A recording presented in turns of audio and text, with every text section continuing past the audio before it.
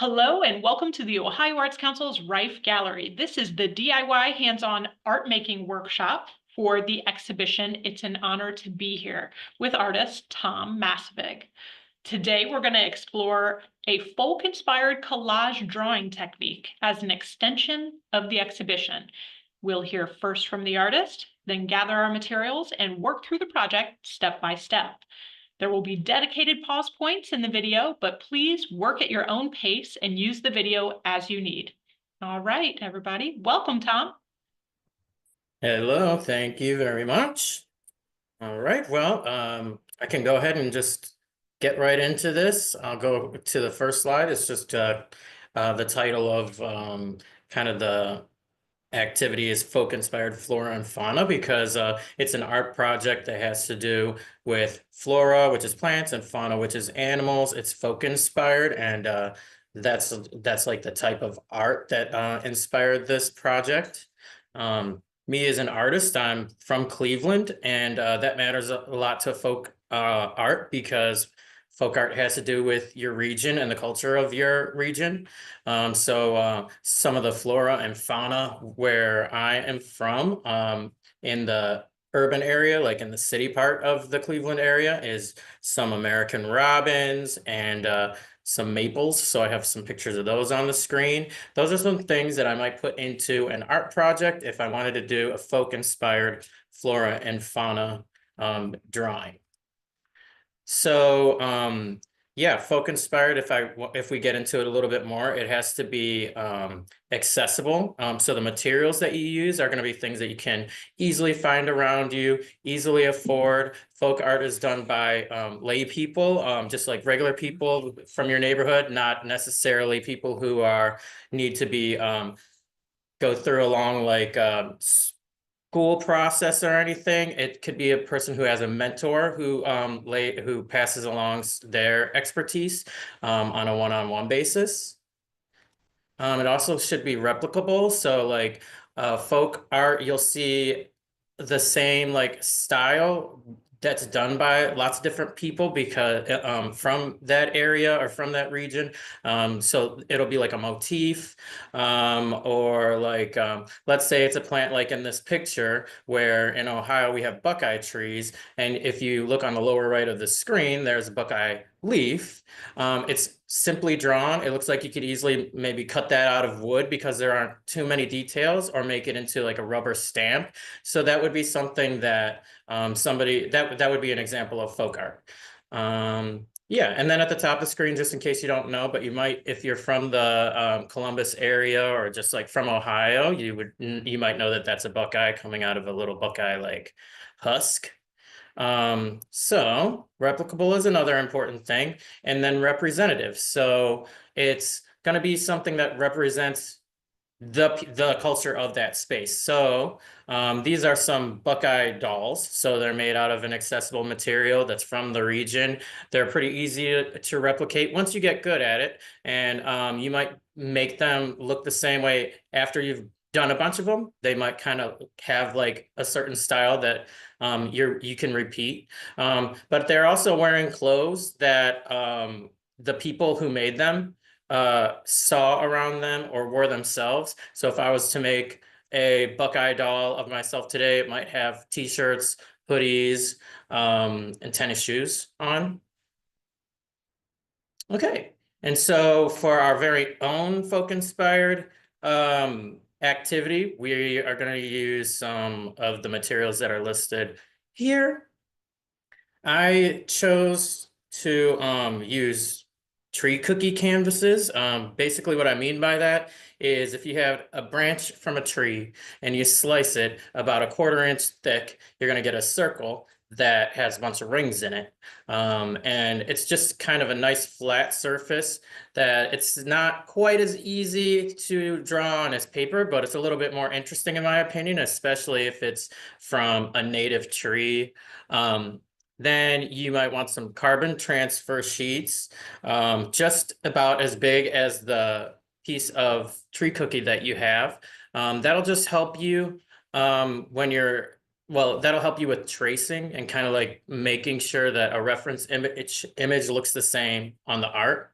So getting into reference images, there's some on the very far right side of the screen. There's a chipmunk that's native to this area, and then there's a football player because that's something that the Cleveland and Columbus both have in common. It's just it's a American thing that we do a lot of. So it's kind of it kind of affects the identity of the people in that space. A lot of people will refer to, their city as a football city or a football town.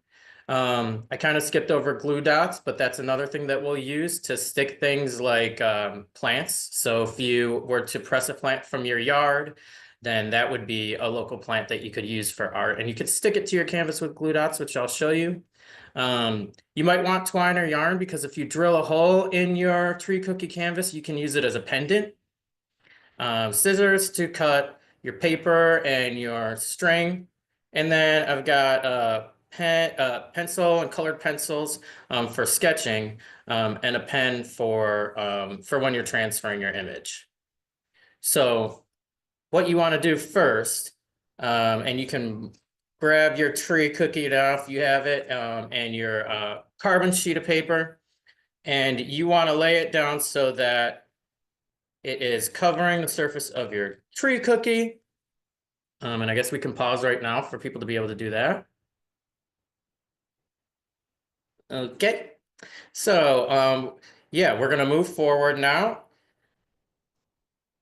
So what you want now is your reference image. So before I had a picture of a chipmunk and a picture of a football player because those were two things that I thought were representative of my area and the people around here. And basically, I just spliced them together into one picture. Whatever your picture it is, it just needs to fit on your tree cookie. And then you need to be able to make a sandwich basically where tree cookies on the bottom, like on your workspace, and then you have your transfer paper, which is then underneath your reference image. Okay, so yeah, that's kind of like the cookies and the reference image are the bread, and the carbon paper is your peanut butter or jelly.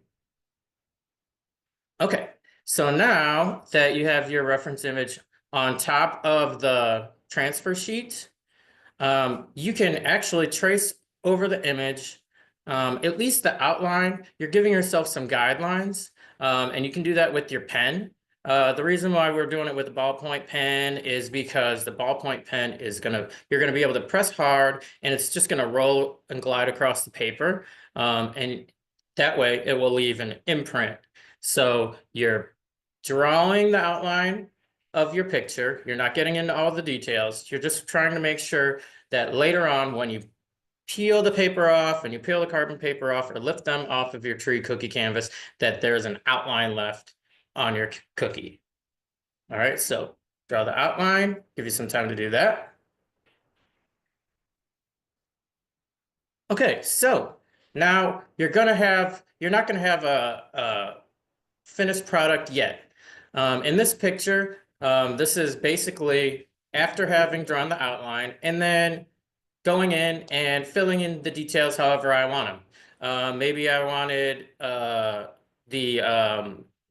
this is where I would add shadows if I wanted it to look like it was popping out of the page. This is where I could add colors. This is where I could add extra decorations. Maybe I want to put some stars around the picture, or write my name on it. And then after you get the picture itself to where you want it, which it's totally up to you. It doesn't necessarily need to look just like your reference image because it's artwork and it can be expressive and creative.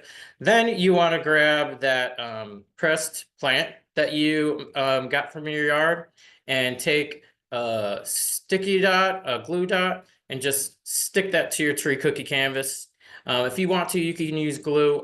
A glue dot is something that's a lot faster, but if you're going to be able to take your time, you can just brush a little bit of glue onto the wood and then press the plant on top of that. If you want to make sure that this lasts forever when you're done, you can even take Mod Podge and you can put a layer of that over everything to kind of seal it. And then here's some pictures from our workshop where we were doing this in person.